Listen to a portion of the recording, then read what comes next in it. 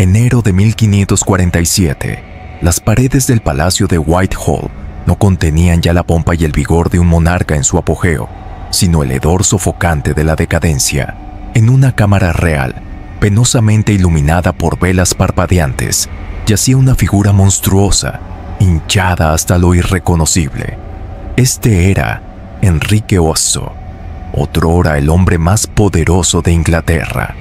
Ahora una masa supurante de carne infectada, un cuerpo que se entregaba a la putrefacción, aún aferrándose a un último y agónico aliento. El aire era tan vil que solo los más estoicos o los obligados por el deber osaban permanecer cerca.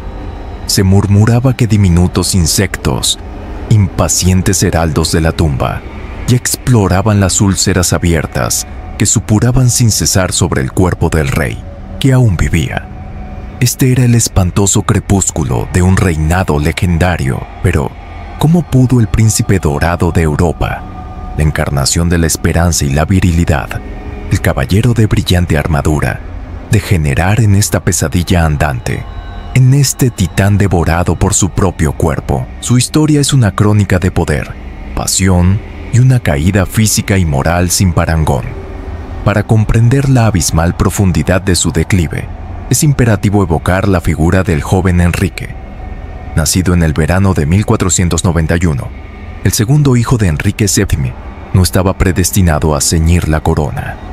Ese honor pertenecía a su hermano mayor, Arturo, príncipe de Gales, pero el destino, con su ironía a menudo cruel, tenía otros planes. La temprana y trágica muerte de Arturo en 1502, víctima de una enfermedad fulminante, catapultó a un Enrique de apenas 10 años al primer puesto en la línea de sucesión. Este evento, la sombra de la muerte fraterna, sembraría en él una semilla de temor y una obsesión casi patológica por asegurar la continuidad de su linaje, una obsesión que lo perseguiría y, en última instancia, lo consumiría cuando finalmente ascendió al trono en la primavera de 1509, a la temprana edad de 17 años. Inglaterra entera vibró con expectación. Enrique VIII era la personificación del ideal renacentista, de imponente estatura, superando con creces el 1,80 m. Poseía una complexión atlética forjada en la caza y el torneo. Su cultura era vasta. Hablaba latín, francés y español con notable fluidez. Componía música, escribía poesía y deslumbraba como campeón en las justas, el deporte de reyes. Un embajador veneciano, no poco acostumbrado al esplendor de las cortes europeas, lo describió sin ambajes como el hombre más apuesto que se pueda encontrar. Su matrimonio inicial con Catalina de Aragón, la devota viuda de su hermano, parecía sellar la promesa de una era dorada. Su corte se convirtió rápidamente en un faro de erudición y magnificencia. Nadie, ni el más pesimista de los augures, podría haber previsto la espiral de oscuridad que aguardaba al final de su camino.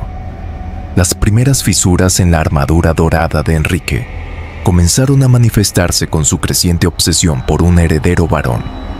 Catalina de Aragón, a pesar de múltiples embarazos, solo logró darle una hija que sobreviviera a la infancia, la princesa María. Esta frustración dinástica, la ausencia de un príncipe que perpetuara el apellido Tudor en el trono, comenzó a agriar su carácter, sembrando dudas sobre la validez de su matrimonio y la bendición divina sobre su reinado. Pero fue un brutal accidente durante una justa en 1536 el que marcó un punto de inflexión irreversible.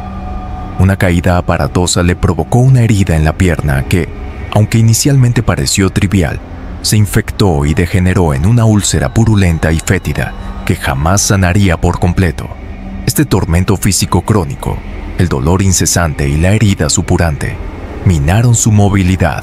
El ágil deportista, el campeón de las lisas, se vio confinado, transformándose gradualmente en un hombre sedentario, cuyo cuerpo comenzó a acumular un peso formidable. El dolor constante exacerbó su temperamento ya de por sí impetuoso, volviéndolo más irascible, desconfiado y propenso a estallidos de furia. La imagen del príncipe galante, del rey erudito, comenzaba a desvanecerse, eclipsada por la sombra creciente de un déspota obeso y atormentado, la búsqueda desesperada de un heredero y su voluntad férrea, que no admitía obstáculos, lo impulsaron a tomar decisiones que sacudieron los cimientos de Inglaterra y de Europa entera. Su turbulenta vida marital, marcada por 6 esposas, se convirtió en el epicentro de esta transformación.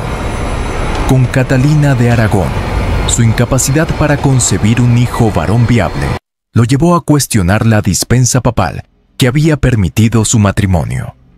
El gran asunto del rey, como se conoció su intento de anulación, se topó con la negativa del Papa Clemente VII, influenciado por el sobrino de Catalina, el emperador Carlos V. La respuesta de Enrique fue audaz y sísmica. Rompió con la Iglesia Católica Romana. Se proclamó cabeza suprema de la Iglesia de Inglaterra en 1534 mediante el Acta de Supremacía y disolvió los monasterios, apropiándose de sus vastas riquezas. Fue un acto que reconfiguró para siempre el mapa religioso y político de la nación. Luego vino Ana Bolena, la mujer cuya inteligencia, encanto y ambición lo cautivaron hasta el punto de desafiar al papado. Por ella, Enrique cambió el curso de la historia inglesa, pero Ana, a pesar de su coronación como reina, solo le dio otra hija, la futura Isabel I, y ningún varón. La impaciencia y la paranoia crecientes del rey sellaron su destino. En 1536, apenas 3 años después de alcanzar el cenit de su poder, Ana fue acusada de adulterio, incesto con su propio hermano y alta traición, cargos fabricados, según la mayoría de los historiadores, para despejar el camino a una nueva esposa que sí pudiera cumplir con la obligación dinástica. Su cabeza, altiva hasta el final, rodó en la Torre de Londres, cegada por la espada de un verdugo francés expertamente contratado. La tercera esposa, Juana Seymour, pareció ser la respuesta a sus plegarias. En 1537 le dio a Enrique el ansiado hijo varón, el príncipe Eduardo. La alegría del rey fue inmensa, pero trágicamente efímera. Juana murió apenas 12 días después del parto, víctima de la fiebre puerperal. Enrique, genuinamente desconsolado, la consideró su única y verdadera esposa, la madre de su heredero, y ordenó que, a su propia muerte, fuera enterrado a su lado. El siguiente matrimonio, con Ana de Cleves en 1540, fue un desastre político y personal, arreglado por su ministro Thomas Cromwell para forjar una alianza con los príncipes protestantes alemanes. Enrique basó su aceptación en un retrato halagador pintado por Hans Holbein. La realidad, sin embargo, lo decepcionó profundamente. La apodó despectivamente la yegua de Flandes y encontró su apariencia y modales poco atractivos. La unión fue anulada a los pocos meses, y este fracaso diplomático le costó la cabeza a Cromwell, quien cayó víctima de las intrigas cortesanas y la ira del rey. Catalina Howard, prima de la malograda Ana Bolena, fue su quinta esposa. Joven, vivaz y quizás ingenua, devolvió brevemente una chispa de juventud al envejecido rey, pero su pasado promiscuo y sus indiscreciones presentes con cortesanos no tardaron en salir a la luz. Acusada de adulterio, y esta vez con pruebas más contundentes, corrió la misma suerte que su prima en 1542. Enrique, cada vez más amargado, obeso y atormentado por el dolor de su pierna, se sumió en una profunda desconfianza hacia quienes lo rodeaban. Finalmente, Catalina Parr, la sexta y última esposa, aportó un periodo de relativa calma a los últimos años del rey. Viuda experimentada, inteligente y con profundas convicciones religiosas reformistas, fue más una enfermera y una compañera leal para el decrépito monarca que una esposa pasional. Logró sobrevivirle, un hito en sí mismo, y jugó un papel crucial en la reconciliación de Enrique con sus 2 hijas, María e Isabel, restaurándolas en la línea de sucesión tras su hijo Eduardo. Con cada año que pasaba, el deterioro físico de Enrique se hacía más espantoso. La úlcera en su pierna era una fuente constante de pus y un hedor nauseabundo. obligando a que sus aposentos fueran continuamente fumigados con incienso y hierbas aromáticas para mitigar la pestilencia. Su peso se había disparado de forma alarmante, superando los 180 kilos en sus últimos años. Su otrora figura atlética se había transformado en una masa informe que apenas podía sostenerse. Necesitaba ingenios mecánicos, una suerte de primitivas grúas, para ser movido de una estancia a otra o para subirlo a su caballo. Los retratos de la época, incluso los más halagadores, no podían ocultar la hinchazón y la palidez enfermiza de su rostro, una sombra grotesca del apuesto y vibrante joven que había cautivado a una nación. Su temperamento, ya volátil, se volvió legendariamente tiránico.